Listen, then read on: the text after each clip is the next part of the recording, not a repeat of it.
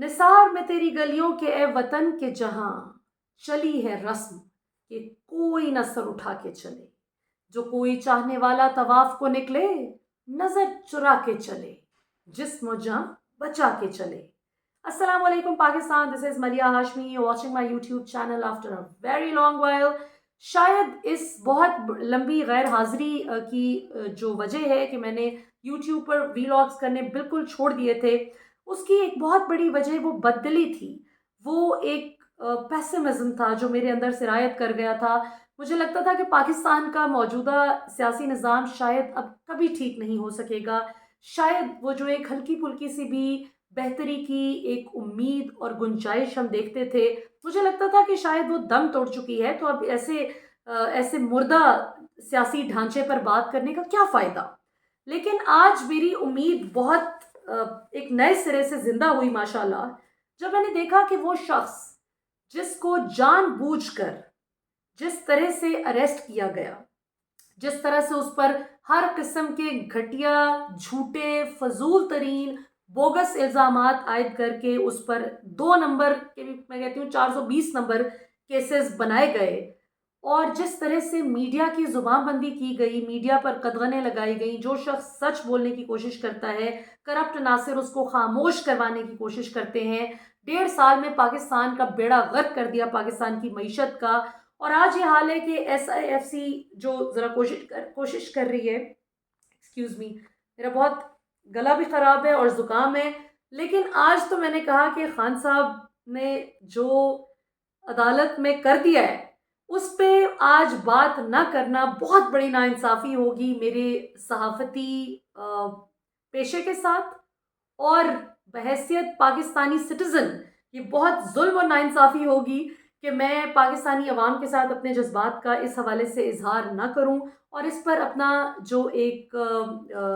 Journalistic تجزیہ ہے وہ نہ پیش کروں۔ لہٰذا میں نے سوچا کہ چلو ماسی والے ہولیے میں ہی صحیح، لیکن آج ضرور بات کرنی چاہیے، اور آج سے انشاءاللہ ویلاگز کا دوبارہ سے آغاز بھی کرتے ہیں، ریزیوم کرتے ہیں کام کو انشاءاللہ، کہ امید ابھی باقی ہے، انشاءاللہ پکچر ابھی باقی ہے۔ Former prime minister Imran Khan صاحب اتنی ظلم و ستم کی جو صعوبتیں جھیل رہے ہیں، اس کے باوجود آج صحافیوں سے گفتگو کرتے ہوئے انہوں نے عدالت میں یہ کہا کہ میں اس قید کو عبادت سمجھ کر کاٹ رہا ہوں۔ تو میں نے سوچا کہ پھر جس پر اتنے ظلم کے پہاڑ توڑے جا رہے ہیں، جب اس کے ماشاءاللہ حوصلوں کا اور جس کے ولولے کا یہ عالم ہے، تو ہم تو پولیٹیکل کامنٹیٹرز ہیں، ہمیں تبصرہ کرتے ہوئے کیا مسئلہ ہے بھائی، اللہ پہ توکل کر کے چلنا چاہیے، انشاءاللہ پاکستان کے لیے بہت اچھا وقت ابھی آنا ہے انشاءاللہ۔ نہ صرف میں بلکہ پاکستانی قوم کی اکثریت کی آج ایک جو امید ریجوونیٹ ہوئی ہے، جو ہم سب ریجوونیٹ ہوئے ہیں، نئے سرے سے ایک امید بحال ہوئی ہے کہ انشاءاللہ پاکستان کے حالات بہتری کی طرف جائیں گے، اس نے ناظرین آج ذرا مجھے ہمت دی کہ طبیعت کی خرابی کے باوجود میں آؤں اور آپ سے بات کروں۔ خان صاحب کی جو آج کی گفتگو تھی اس کو کوئکلی میں سمرائز کرنا چاہوں گی۔ آپ نے بہت سے لوگوں سے سنا ہوگا آج جو اوبویسلی جو احتشام عباسی اور I'm forgetting rest of the names، Afroz some thing ایک صاحب کا نام تھا، مختلف یہ جو رپورٹرز تھے جن کی ملاقات ہوئی، اوبویسلی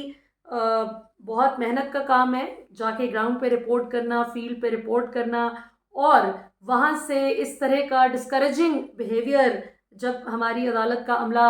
جو ہے ایگزبٹ کرے، کہ باوجود اس کے کہ ان کو اجازت دی گئی تھی کہ وہ کور کریں، ان کو گھنٹوں کھڑے رکھنا کہ آپ ابھی نہیں جا سکتے اندر، اور کچھ کو جانے دینا، کچھ کو نہ جانے دینا، یہ اوبویسلی یہ بہت بڑی ایک ایسی چیز ہے کہ جو ساری بیریئرز کراس کر کے جو انفارمیشن ہم سب جس پہ تجزیہ کرتے ہیں، تبصرہ کرتے ہیں، تو ہمارے رپورٹرز کو خراج تحسین کہ وہ اتنی محنت سے یہ ساری ایفرٹ جان جوکھوں میں ڈال کر ہم تک پہنچاتے ہیں ماشاءاللہ، تاکہ ہم اس کو ڈائسیکٹ کر سکیں اور اپنی آڈینس کے ساتھ اس پہ گفتگو کر سکیں۔ خان صاحب نے آج ناظرین یہ جو بات کہی کہ مر جاؤں گا لیکن ڈیل نہیں کروں گا اور ڈیل کر کے باہر نہیں جاؤں گا، یہ بہت بڑا تماچا ہے ان تمام لوگوں کے چہرے پر کہ جو خود تو ڈیل کر کر کے بھاگتے رہے ساری زندگی، جو لیڈرز نہیں ہیں، جو ڈیلرز ہیں۔ اصل لیڈر کون ہوتا ہے؟ عمران خان نے آج یہ ثابت کر کے دکھایا کہ اصل لیڈر مشکل وقت میں فرنٹ سے لیڈ کرتا ہے، خود اپنی مثال جو ہے وہ عوام کے آگے رکھتا ہے، اور پھر عوام کو جو حوصلہ بھی عمران خان نے دیا کہ میں کوئی ڈیل کر کے کہیں نہیں جاؤں گا، میں جیل میں چاہے مجھے موت ہی کیوں نہ آ جائے، میں عبادت سمجھ کے اس وقت کو کاٹ رہا ہوں کیونکہ میں کسی قسم کا بھی کمپرومائز نہیں کرنا چاہتا۔ اب میں پہلے دن سے اس بات پر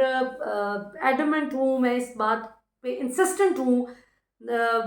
اس بات پر میں زور دے رہی ہوں کہ عمران خان کی لڑائی فوج کے ادارے سے نہیں ہے۔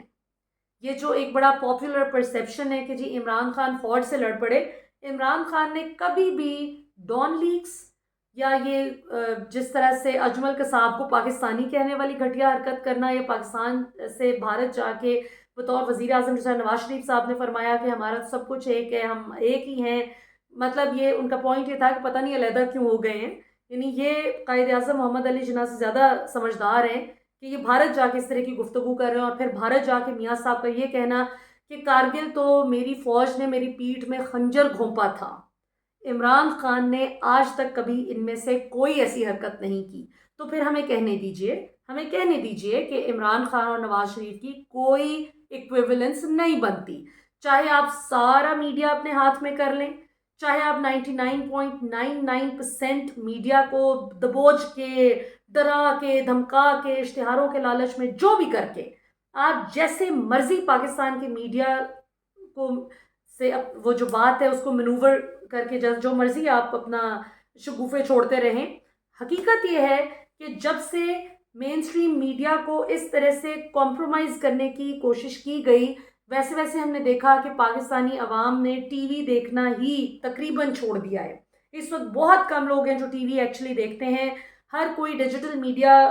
کو فوقیت دیتا ہے مین سٹریم میڈیا پر، کیونکہ ڈیجیٹل میڈیا پر آپ کو پھر بھی سچائی اور حقیقت اور حقائق سامنے آ جاتے ہیں، جبکہ مین سٹریم میڈیا کو پوری طرح سے اسٹرینگولیٹ کیا گیا ہے۔ اور عمران خان کو اس میں آبویسلی جس طرح موبل انک جیز جو کمپنی ہے اس کو فرسٹ موور ایڈوانٹیج تھا کہ اس نے آ کے مارکیٹ شیئر، بڑا رچ مارکیٹ شیئر کیپچر کیا۔ یہ بزنس کی ایک خاص اسپیسیفک ٹرم ہے جو یوز ہوتی ہے اس اینٹی کے لیے جو آتے ساتھ پہلے اپنی ایک اٹیمپٹ کر کے اور زیادہ سے زیادہ فائدہ حاصل کرے، جو پہلے کوئی نئی چیز لے کر آئے۔ سملرلی عمران خان نے سوشل میڈیا کا سب سے پہلے اور سب سے زیادہ مؤثر انداز میں استعمال کیا ماشاءاللہ، اور پھر چونکہ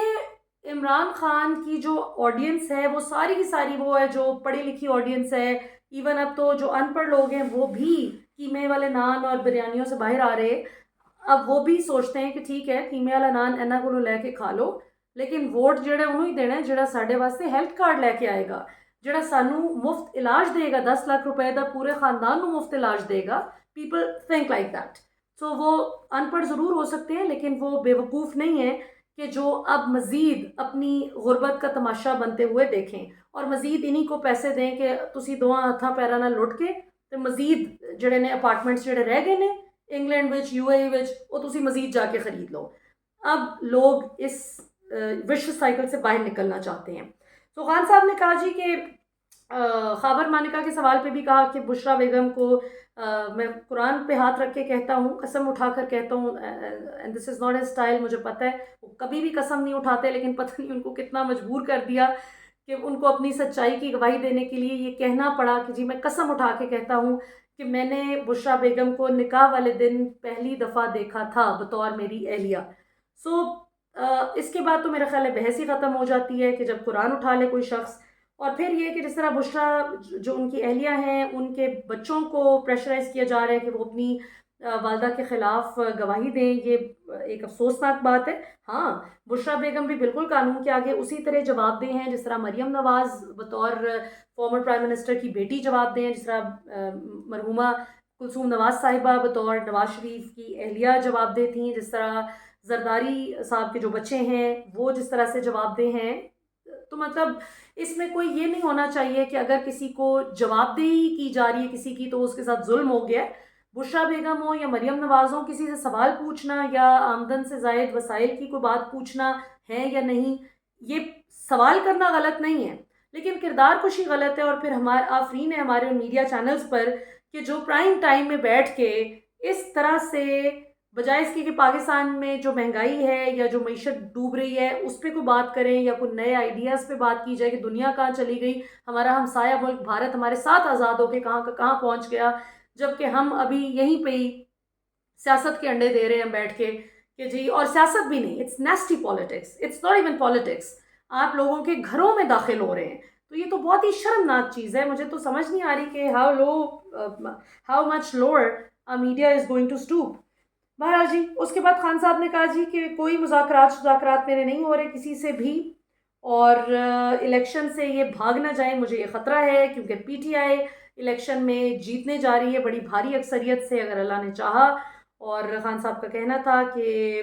بالکل بھی میری جو ووٹرز اور سپورٹرز ہیں، میری عوام ہے، وہ مایوس مت ہوں، میں ڈٹ کے کھڑا ہوں، میں کوئی کمپرومائز نہیں کروں گا۔ اب اس کو لوگ سمجھ رہے ہیں کہ عمران خان فوج کے ساتھ لڑائی کرنے کے لیے ڈٹ کے کھڑے ہیں، ایسا نہیں ہے۔ میں بار بار کہتی ہوں عمران خان کی فوج کے ساتھ کوئی لڑائی نہیں ہے، ادارے میں عمران خان کی بہت سپورٹ موجود ہے۔ عمران خان اور صرف فوج کے ادارے نہیں، عدلیہ دیکھ لیں، بیوروکریسی دیکھ لیں، زیادہ تر آبویس پڑھے لکھے لوگ ہیں نا جی، تو ہر پڑھا لکھا شخص آبویسلی کسی پڑھے لکھے سمجھدار باشعور شخص کو ہی سپورٹ کرے گا، نہ کہ قیمے والے نان اور بریانیاں کھا کے جہالت کے نعرے لگائے اور کہے کہ میں آپ کو کل ایک بڑی مزے کی ایک اگلے ویلاگ میں بتاؤں گی ایک چیز کہ مجھے تو حیران ہی کر دیا ہے ایک سرٹن پولیٹیکل پارٹی کے سپورٹرز نے کہ اتنی جہالت اس پہ، لیکن ہم کل بات کریں گے، آج چونکہ ٹائم شارٹ ہے اور گلا بھی میرا خراب ہے اور میرا گلا بس ہو رہی ہے اس کی، تو میں اب اس کو بس ریپ اپ کروں گی جی کہ خان صاحب نے آج جو ہے جسے کہتے ہیں نا کہ 5 مہینے، ایک مہینہ، سوری 121 دن ہے تو 4 3 12، چار مہینے ہو گئے ہیں ایگزیکٹلی عمران خان کو جیل کی سلاخوں کے پیچھے، اور اس 4 ماہ کے عرصے میں جتنی میڈیا کیمپین عمران خان کے خلاف کی گئی، جتنی عمران خان کا نام لینے پہ پابندی تھی، اور اگر نام لینا ہے تو نیگیٹو لائٹ میں عمران خان کو پورٹرے کرنا ہے، جو اینکرز جو اینالسٹ عمران خان کے حق میں بات کرتے ہیں ان کو ڈسکریج کیا جائے، ان کو آف ایئر کیا جائے، جتنا کچھ بھی یہ کیا گیا، اس کے باوجود آپ دیکھ لیں اللہ کی شان کہ آج، اور ہم کبھی نہیں بھول سکتے جس طرح سے گھروں میں داخل ہو کے جو عورتوں سے بدتمیزی کی گئی، بچوں سے بدتمیزی کی گئی، دھمکایا گیا، ڈرایا گیا، جو کچھ ظلم و ستم کے پہاڑ ان چوروں نے اپنے آپ کو بچانے کے لیے توڑے، اس کے بعد بھی آپ دیکھیں کہ عمران خان کا ایک چھوٹا سا انٹریکشن جو بھی ٹی وی پر نہیں آیا، کوئی ویڈیو ریکارڈ اس کا موجود نہیں ہے، لیکن